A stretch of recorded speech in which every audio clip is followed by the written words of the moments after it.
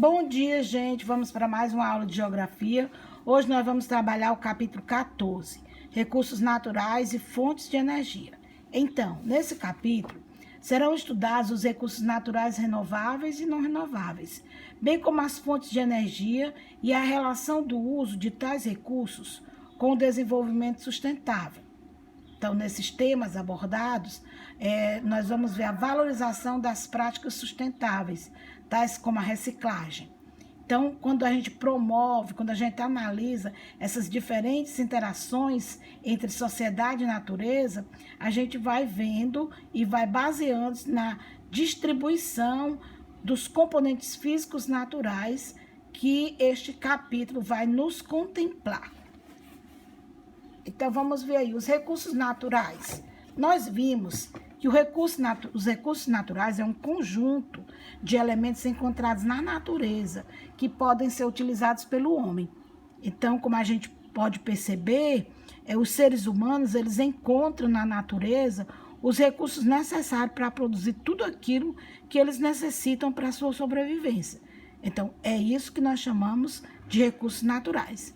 Então, os recursos naturais eles são classificados em dois: os recursos renováveis e os não renováveis. O que são os recursos renováveis? São aqueles que podem ser produzidos ou recuperados pela natureza ou pela ação humana após um período de tempo não muito longo, como, por exemplo, animais, plantas, água. Agora, os recursos não renováveis são todos aqueles que o ser humano não consegue reproduzir e que a natureza leva milhões de anos até completar o seu processo de formação. Por exemplo, nós temos o ferro, o carvão mineral e o petróleo. Então, atualmente, há uma quantidade enorme de produtos do nosso dia a dia que depende dos recursos não renováveis. É o caso do petróleo, né? Matéria-prima fundamental para a produção de plásticos, de combustíveis como a gasolina, o óleo diesel. Então, a alta demanda desses produtos pode levar ao esgotamento de reservas desses recursos. E até mesmo os recursos naturais renováveis, como nós já vimos, eles podem acabar se eles forem desperdiçados ou explorados, né, de uma forma não sustentável. É o caso de algumas espécies vegetais, de alguns animais que se extinguiram e outros que continuam a desaparecer de forma cada vez mais intensa. Então, as fontes de energia, né? Os recursos naturais e as fontes de energia. Então, as fontes de energia são recursos da natureza, dos quais se pode obter energia. Então, desde os tempos mais antigos, que os seres humanos usam os recursos naturais para obter energia. E um dos exemplos mais primitivos é a lenha, usada pelos povos pré-históricos, né? E até hoje empregada como uma fonte energética em diversos lugares da Terra. O uso excessivo desse recurso tem contribuído para o desmatamento.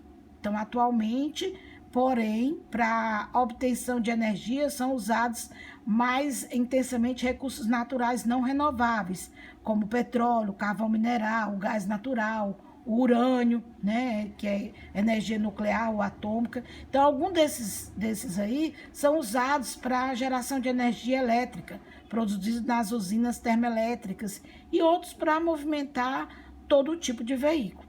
Então, entre os recursos mais renováveis, entre os recursos naturais renováveis, a força das águas, né, que é a energia hidrelétrica, é uma das mais usadas para a produção de energia. E também são usados, mas em menor quantidade, recursos renováveis como a energia do sol, que é a energia solar, do vento, que é a energia eólica, e das marés, que é a energia maremotriz, e a produzida a partir de plantas, que é a biocombustível. Então, no entanto, o uso dessas fontes energéticas ainda é muito pequeno.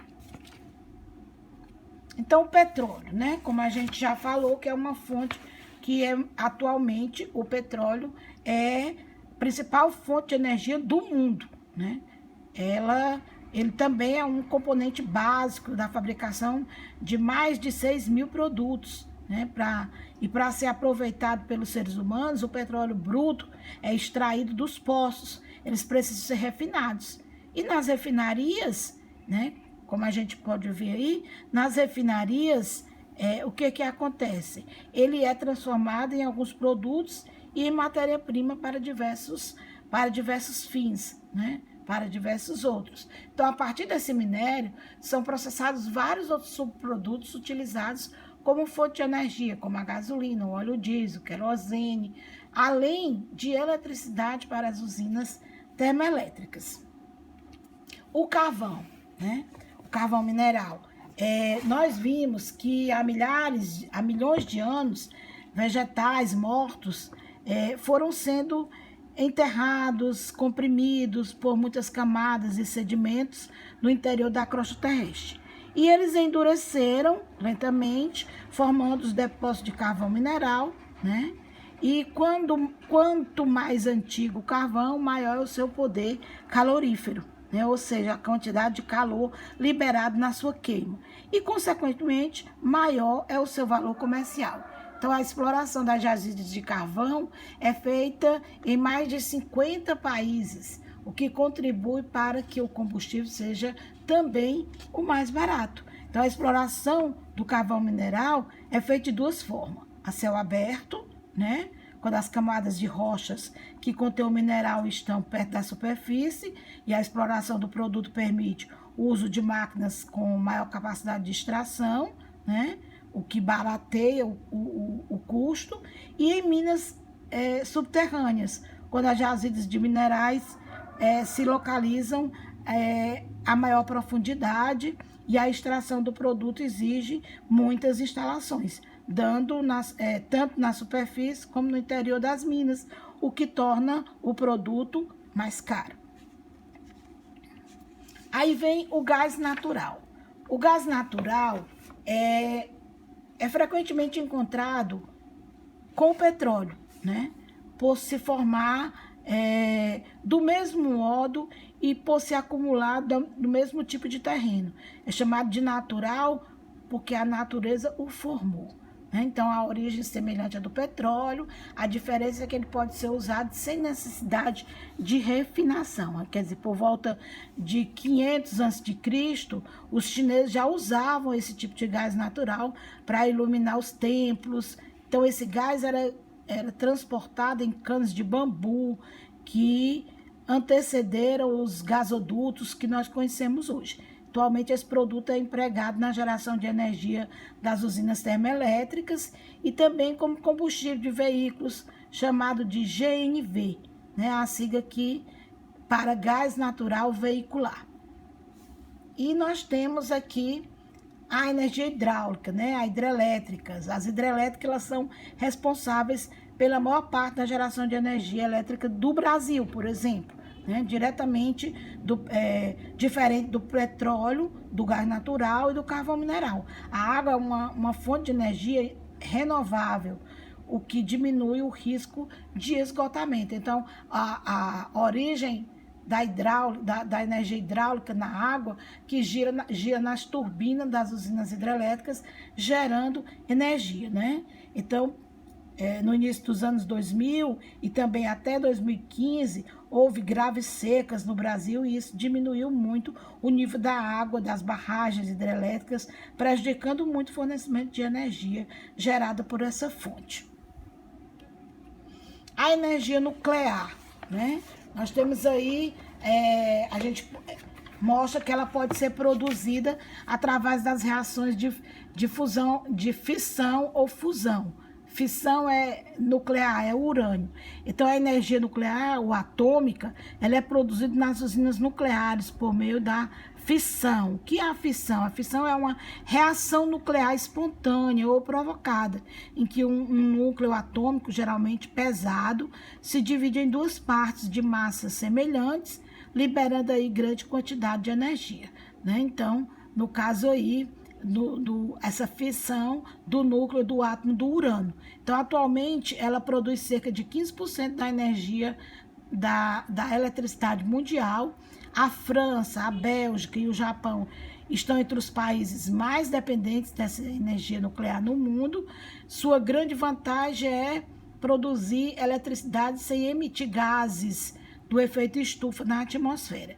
e é uma fonte de energia recente, pois vem fornecendo eletricidade em grande escala há pouco mais de 50 anos.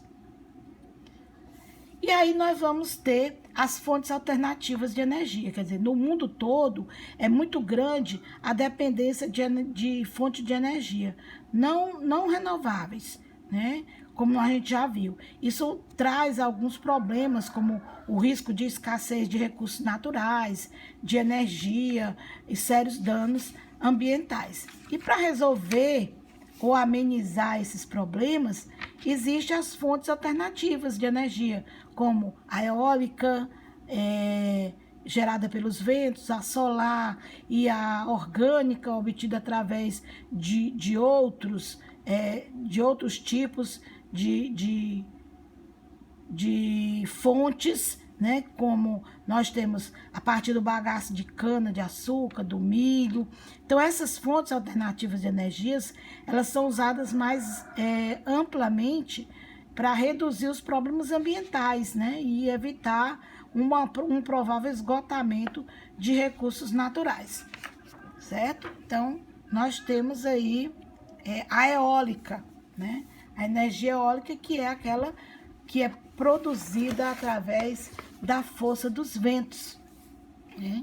Como a gente já tem em algumas regiões aí, por exemplo, do Nordeste.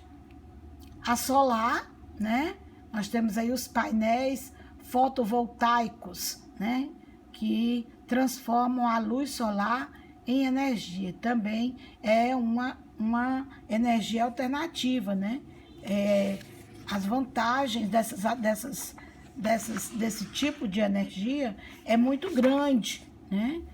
Porque essas fontes alternativas, elas ainda representam uma parcela pequena no fornecimento de energia, por exemplo, no Brasil, né? Assim como no mundo também, né? Com exceção do etanol, né? Que é utilizado como combustível nos veículos brasileiros desde 1970, e as demais fontes alternativas, ela vem recebendo maiores investimentos, maiores atenções, né? Apenas há pouco tempo, né? Mais recente. Aí nós temos a biomassa, né? Que é uma fonte de energia renovável, é aquela que eu falei, do bagaço de cana, do bagaço de milho, né? Que tem como fonte os produtos e os resíduos agrícolas da floresta e das indústrias conexas. Aí a gente vem, né?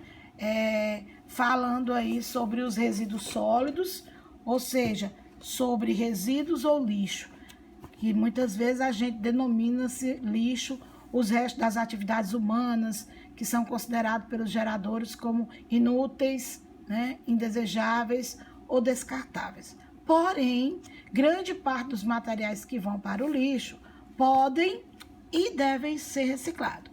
Nós sabemos que o ser humano tem retirado muitos recursos da natureza e, além disso, gerado bastante lixo, né? São enormes as quantidades de resíduos lançados no ar, na água, no solo, e todo esse lixo vem causando sérios danos ao ambiente e comprometendo a qualidade de vida das gerações atuais e futuras. E aí, buscando alternativas para o problema dessas grandes quantidades de lixo produzido e sua correta destinação, é dever de todos nós, né, e dos governantes, empregar, né, uma forma de trabalhar, né, se conscientizar e desenvolver, né, de forma sustentável a relação desse lixo, né, ampliando aí o conceito que nós chamamos o conceito dos 5 R's, né, desenvolvimento sustentável com a política dos 5 R's, que aí a política dos 5 R's são o quê? São reduzir, reutilizar, reciclar, repensar e recusar. Que aí a gente tem todas as informações dela. Reduzir é diminuir a geração do lixo, isto é, desperdiçar menos e consumir só o necessário, reduzir a quantidade de embalagens, né? Aí vem reutilizar, né? É dar uma nova utilidade às matérias que na maioria das vezes consideramos inúteis e deitamos fora, né?